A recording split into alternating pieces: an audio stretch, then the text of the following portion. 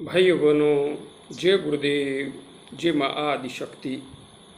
आप सभी आत्मीय परिवारजनों की साधना से संबंधित एवं आत्मज्ञान से संबंधित जिज्ञासाओं का समाधान करते हुए मैं आज कुछ अत्यंत महत्वपूर्ण जिज्ञासाओं को सम्मिलित कर रहा हूँ। हाँ, अब नियमित रूप से आप सबकी जिज्ञासाओं के समाधान दे पाना मेरे लिए संभव नहीं हो सकेगा, क्योंकि समय नहीं मिल पा रहा है। इसके लिए क्षमा प्रार्थी रहूँगा। जब जब समय मिलेगा मैं आप सबकी अधिकांश जिज्ञासाओं को, जो कि महत्वपूर्ण होंगी, सम्मिलित करने का अवश्य प्रयास करूँगा। भाई राम जी ने अपनी जिज्ञासा प्रकट करते हुए लिखा है, समाधि तक कैसे पहुँचें। भाई राम जी, जहाँ तक बात है समाधि की, तो यह सत्य सनातन धर्म के उस मूल विज्ञान की तरफ इंगित करती है, जो कि हमें उस परब्रह्म परमात्मा से, शिव परमात्मा से, शक्ति के अंतिम एवं शाश्वत विराट स्वरूप से एकाकार होने का विज्ञानमय मार्ग दिखाती है। अब बात है समाधि तक पहुंचने की, तो समाधि तक पहुंचना एक पूर्ण विज्ञान है। यहाँ पर कोई भी चमत्कार घटित नहीं होता है। समाधि एक विज्ञान युक्त मार्ग पर आगे बढ़ करके प्राप्त की जा सकती है, और इस बात की मैं पूर्णतया गारंटी देता हूं, यदि साधक में दृढ़ता है, संकल्प शक्ति है, तो वह अधिकतम 3 वर्ष में समाधि तक निश्चित रूप से पहुंच सकता है। बाकी जिन साधकों के साथ पिछले जन्म का तप अत्यधिक जुड़ा हुआ हो, वे 1 वर्ष के अंदर भी समाधि का अनुभव कर सकते हैं। जहाँ तक बात है समाधि तक पहुँचने की, तो इसके लिए सबसे पहले साधक को उन आसनों को समझना होगा जिनमें बैठ करके प्राणायाम, ध्यान, मंत्र जप आदि का दृढ़ता से अभ्यास किया जा सके। साथ ही आसन सिद्ध करने का विज्ञान युक्त मार्ग अपनाना होगा। बिना आसन सिद्धि के समाधि का विज्ञान कभी भी जीवन में घटित नहीं हो सकता। इसलिए आसन सिद्धि, और आसन सिद्धि को समझना है तो आसन सिद्धि वीडियो देखिए, आपको समझ में आ जाएगा।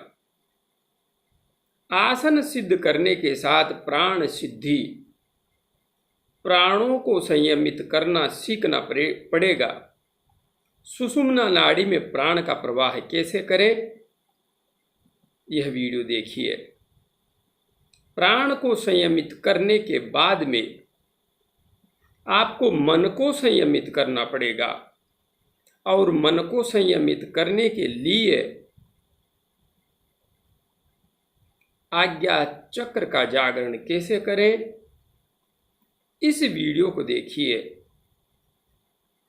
और गायत्री महामंत्र का नियमित रूप से जप करना प्रारंभ कीजिए, क्योंकि मंत्र के बिना इस मन को सहजता से नहीं पकड़ा जा सकता। हाँ, और भी अन्य विधियां हैं, किंतु गायत्री महामंत्र इस दिशा में आपको तीव्रतम उन्नति प्रदान करता है। इसलिए प्राणायाम के साथ आप मंत्र जप और मंत्र जप के साथ ध्यान, आज्ञा चक्र पर ध्यान, आज्ञा चक्र का जागरण कैसे करें इस वीडियो के अनुसार। बस अभी इतना कीजिए, बाकी का सब कुछ अपने आप घटित होता हुआ चला जाएगा। सुषुम्ना नाड़ी में प्राण का प्रवाह कैसे करें, आसन सिद्धि, आज्ञा चक्र का जागरण कैसे करें, 3 वीडियोज देख लीजिए। चाहो तो कुंडलिनी शक्ति का जागरण कैसे करें, कुंडलिनी शक्ति जागरण का सहज सरल विधान, इस वीडियो को भी आप देख सकते हैं।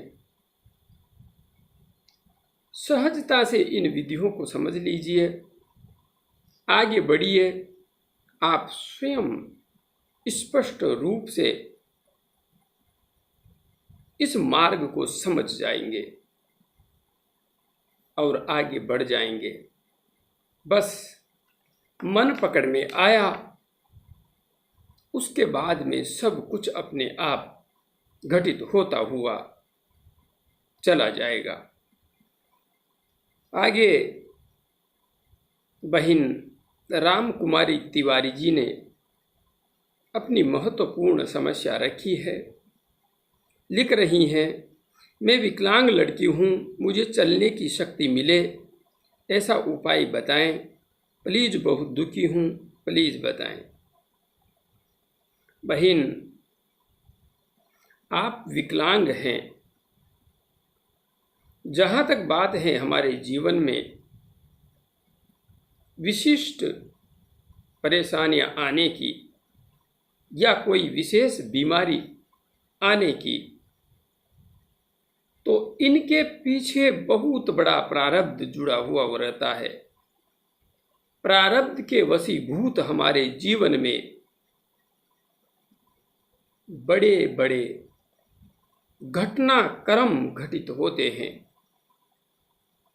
लकवा मारना, विकलांगता आना, ये प्रारब्ध निर्धारित विशिष्ट कठोर प्रारब्ध के वशीभूत ऐसी स्थितियां जीवन में आती हैं। इसे ज्योतिष भी स्पष्ट रूप से दिखा देता है, आपकी जन्म कुंडली भी इसे इंगित करती है। अब बात है, आप विकलांग हैं। अब तक मैंने कभी किसी भी व्यक्ति को इस तरीके का कोई मार्गदर्शन दिया ही नहीं है, और ना ही मेरे समक्ष ऐसी कोई समस्या अब तक आई है। मैं एक साधारण सा साधक हूँ जो ध्यान के पथ पर आगे बढ़ रहे हैं। उनका जितना ज्ञान है उस अनुसार मार्गदर्शन कर रहा हूँ, किंतु मैं कोई बहुत बड़ा चमत्कारिक बाबा नहीं हूँ। संभव हो सके तो आप बागेश्वर धाम पधारिए, हो सकता है आपके साथ कुछ चमत्कार हो जाए। राजस्थान में काली कमली वाले बाबा भी आजकल बड़े प्रसिद्ध हैं।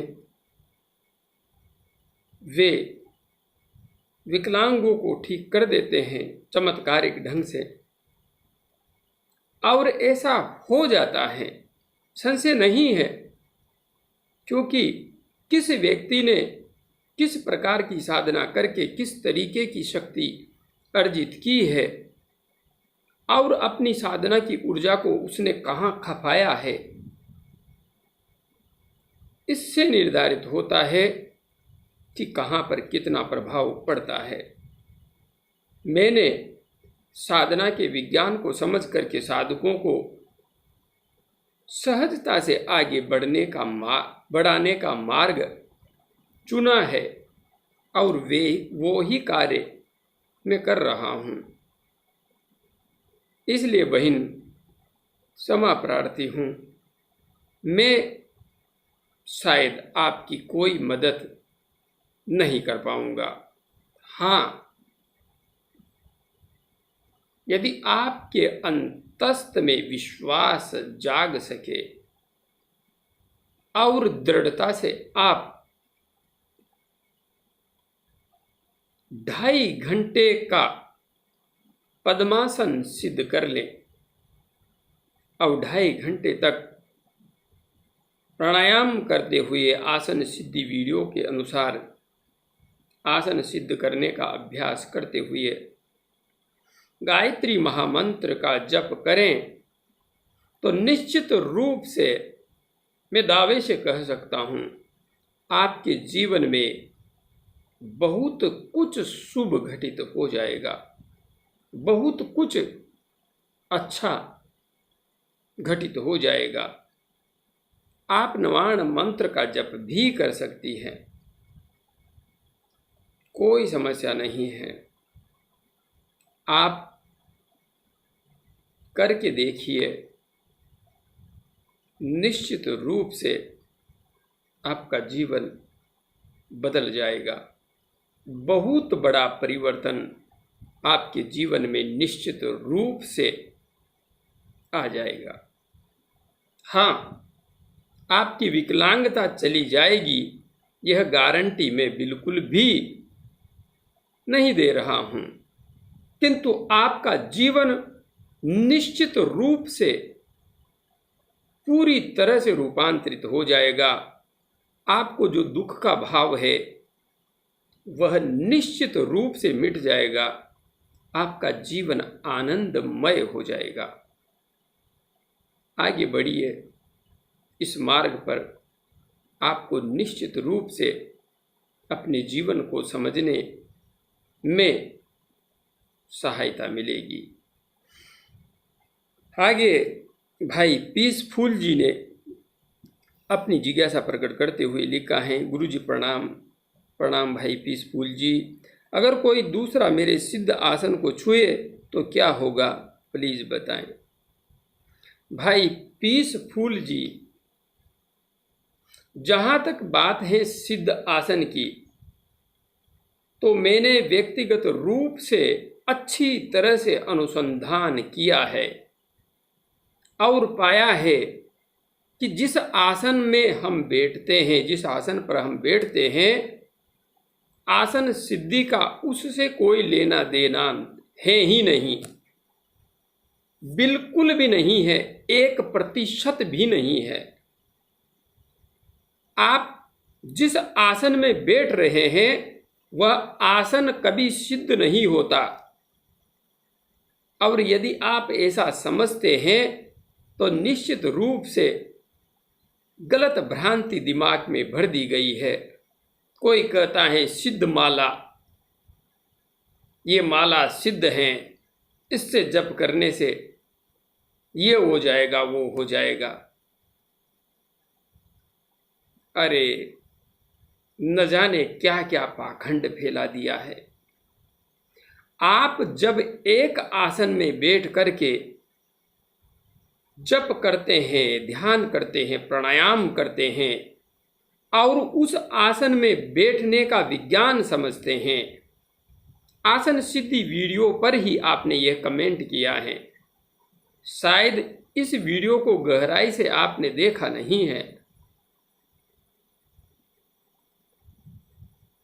एक आसन में किस तरीके से अधिक समय तक हम बैठ सकें, जब हम एक आसन में बैठने योग्य हो जाते हैं, उस स्थिति को कम से कम 2 घंटे।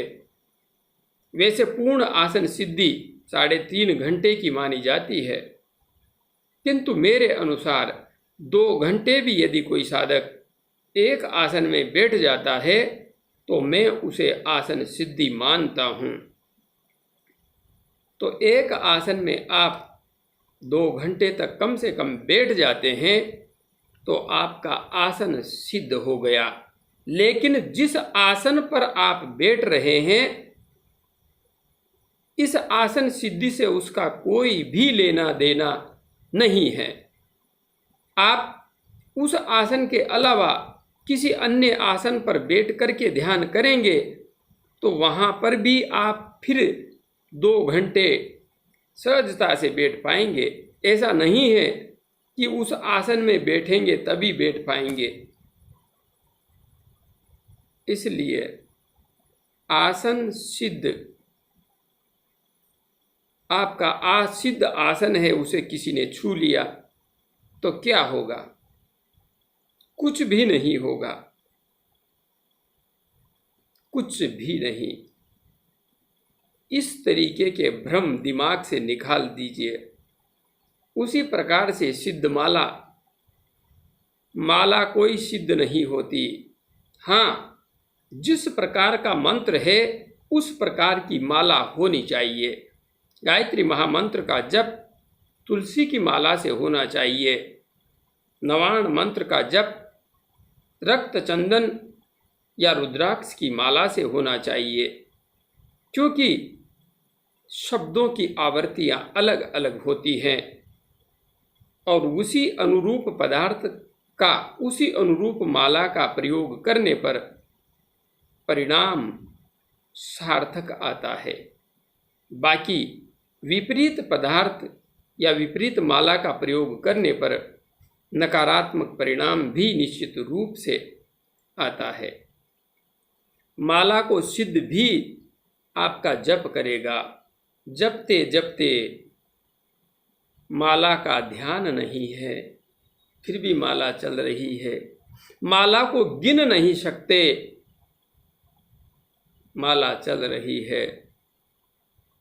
और एक समय ऐसा आता है जब माला अपने आप हाथ से गिर जाती है तो माला सिद्ध हो गई। अब माला को छोड़ दीजिए, रख दीजिए, माला ने अपना काम कर दिया। इसी प्रकार से अभ्यास करते करते आप सहजता से 2 घंटे तक एक आसन में बैठ जाएं। इस स्थिति को आसन सिद्धि कह सकते हैं, क्योंकि 2 घंटे तक यदि एक आसन पर आप बैठ गए तो फिर 2.5, 3, 3.5 सहजता से हो जाते हैं। फिर कोई कठिनाई नहीं है, 2 घंटे तक ही कठिनाई है। और जो 2 घंटे बैठ गया उसे में बुद्धि की सम अवस्था अर्थात समाधि तक पहुंचाने की निश्चित रूप से गारंटी दे सकता हूं। इसमें मुझे कोई भी संशय नहीं है। अभी के लिए इतना ही। जय गुरुदेव, जय मां आदि शक्ति।